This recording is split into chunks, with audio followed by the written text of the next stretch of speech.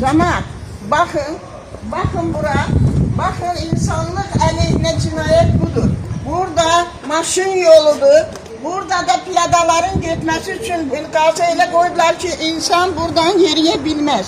Burada insan nece yürüyebilir? Burada insan, bakın görün nece yürüyebilir?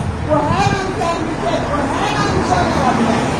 Çok büyük tehlike. Bu tehlikenin kuvvetinde cinayet kuvvetinde. Bizi 2 gün gazsız koyunlar. 2 gün gazsız kalmamıza rağmen bugün getirip görün ne güne koydular. Hiç olursa bunu bıraktan elemirler ki. Bakın buna. Bu büyük bir insanlık aleyhine tehlikedir. Bu tehlikenin töreden yasamın Bakı Şehir İcra Hakimiyeti'nin Teftiş ve Nezaret Şubesi'nin müdürü Zülferi İsmailoğlu.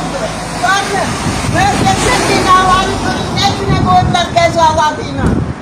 Hasta tehayyülü olan insanlar değiller ki güzel möhteşem binalar cezalıdır.